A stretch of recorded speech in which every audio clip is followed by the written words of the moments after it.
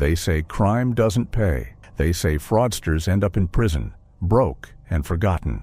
But Jordan Belfort proved them all wrong. In the 1990s, he built one of the most corrupt brokerage firms in American history, Stratton Oakmont, a machine designed for one purpose: steal money from everyday people and funnel it into the pockets of Wall Street predators. Over 8 years, Belfort and his army of brokers defrauded over 1,500 victims, retirees who lost their life savings, middle-class families who trusted the wrong voice on the phone, investors who believed Wall Street was legitimate. The total damage? Over $200 million in documented fraud. Belfort lived like a king. Mansions, yachts, helicopters, and enough drugs to kill 10 men. And when it all collapsed, when the FBI finally closed in, when justice seemed inevitable, he cut a deal. 22 months in a minimum security prison, a slap on the wrist. But here's where the story gets darker. Because after his release, Jordan Belfort didn't fade into obscurity. He became richer than ever. Book deals, movie rights, speaking tours charging $80,000 per appearance. He turned his crimes into a brand. His victims never recovered their money. But Belfort? He became a millionaire all over again by selling the story of how he destroyed them. This is the true story of the Wolf of Wall Street, not the Hollywood version. The real one? This is history's wealth, where money tells the story of power. Before Jordan Belfort became the Wolf, he was just another kid from Queens with big dreams and no morals. Born July 9, 1962, in the Bronx, raised in Bayside, Queens. Middle-class family. His father was an accountant. His mother worked in bookkeeping. Nothing extraordinary. Except one thing. Jordan discovered early that he could sell anything to anyone. Summer of 1978. Jordan was 16 years old. He convinced his parents to lend him money to buy a freezer and a supply of Italian ices. He set up on a beach in Queens, and he didn't just sell ice cream. He sold an experience. He created urgency. Only 5 left today, and it's 95 degrees. You really want to walk back to your car without one? He made $20,000 that summer. Not from the product, from the psychology. That's when he learned the truth. Selling isn't about what you're offering. It's about making someone believe they need it, even when they don't. Belfort went to American University, dropped out, tried the University of Maryland School of Dentistry, showed up to the first lecture. The dean stood at the podium and said, "The golden age of dentistry is over. If you're here to get rich, you're in the wrong place." Jordan walked out, never came back. He wasn't interested in building a career through years of hard work. He wanted money, fast, and he didn't care how. Jordan's first day working at L.F. Rothschild was supposed to be the beginning of his legitimate Wall Street career. He walked into the trading floor wearing his best suit, heart pounding, ready to become rich. And then the market collapsed. Black Monday, October 19, 1987.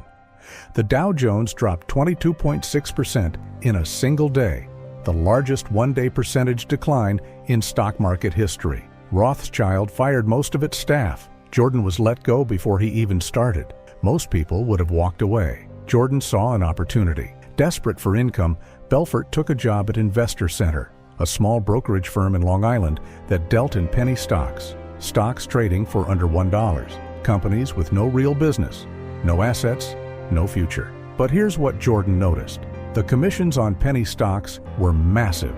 While blue-chip stocks paid brokers 1 to 2% commission, penny stocks paid up to 50%.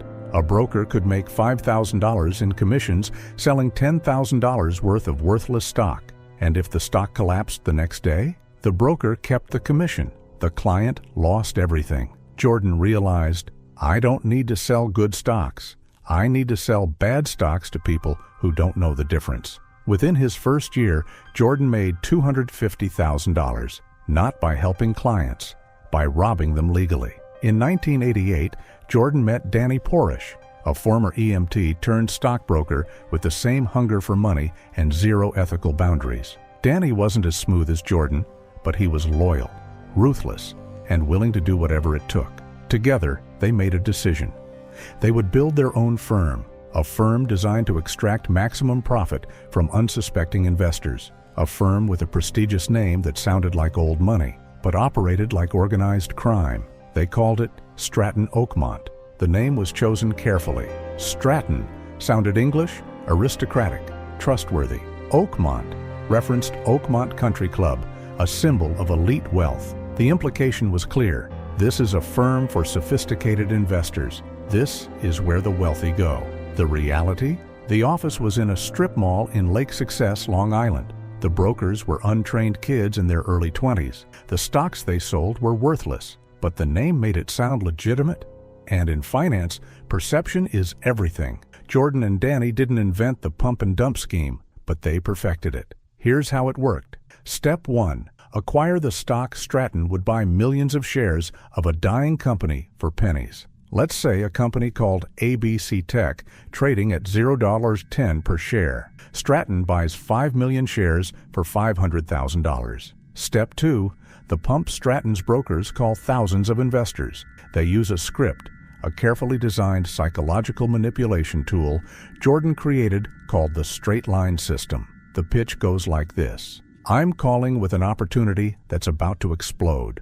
ABC Tech is developing revolutionary software. We expect the stock to hit $5 within 6 months. But you need to act today. The investor buys, then another, then another. Thousands of small investors pour money in. The stock price rises from $0.10 to $1.50. Step 3. The dump. Once the price is inflated, Stratton sells all 5 million shares. At $1.50, that's 7.5 million. Stratton's profit, 7 million. Step 4. The collapse. With no more buying pressure, the stock crashes back to $0.10. Investors lose 90% of their money. Stratton keeps the profit. And the brokers? They made 50% commission on every sale. Jordan's sales system was brutally effective. It had 3 core principles. 1. Certainty. Make the client believe you are 100% confident. No hesitation, no doubt. This stock will go up. I guarantee it, even though guarantees are illegal. 2. Urgency. Create artificial scarcity. I only have 500 shares left. If you don't buy now, you'll miss it. 3.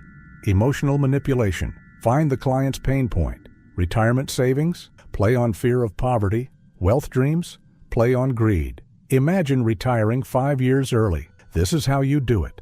Jordan trained his brokers to follow the script religiously, and it worked too well. By 1991, Stratton Oakmont was generating millions in revenue. Jordan Belfort was 29 years old, and he was just getting started. By the early 1990s, Stratton Oakmont had become a financial cult, not a brokerage, a cult. Jordan didn't want experienced brokers.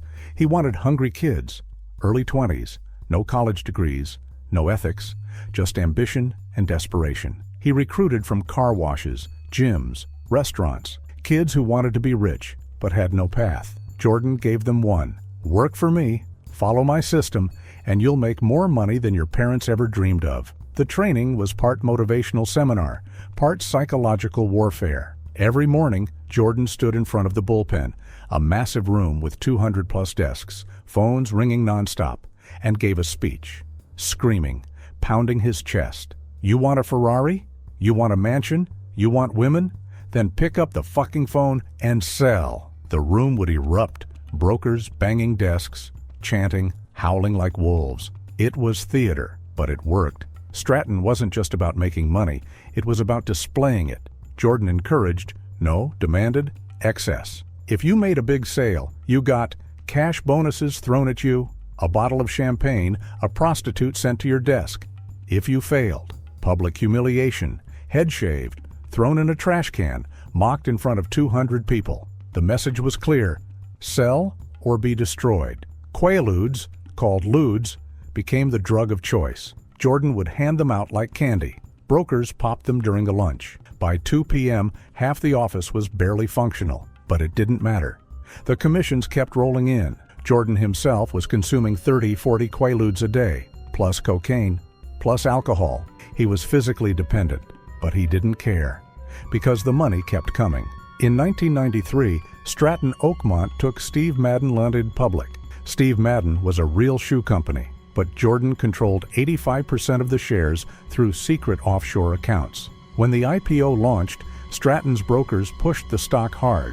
The price skyrocketed from $4 to $18 in the first day. Investors thought they were getting in on the next Nike, but behind the scenes, Jordan was selling. He dumped millions of shares at the peak, made tens of millions. The stock eventually crashed. Steve Madden, the person, went to prison for securities fraud. Jordan walked away richer. By 1995, Jordan Belfort was making $50 million a year. He bought a mansion in Old Brookville, Long Island, $4 million a 167-foot yacht called Naomi, named after his second wife, $20 million a helicopter to avoid traffic, a private jet.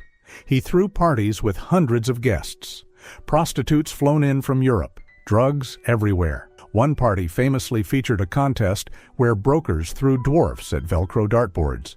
It wasn't just immoral, it was depraved. But Jordan didn't see it that way. He saw it as victory. Jordan knew he couldn't keep all his money in the U.S., so he built an offshore empire. Swiss bank accounts, Cayman Islands shell companies, bearer bonds hidden in safe deposit boxes. He even flew to Switzerland with suitcases full of cash, $3 million at a time, strapped to his body. His banker was a corrupt Swiss woman who helped him hide the money. Jordan called it rat-holing, hiding ownership so the SEC couldn't trace it.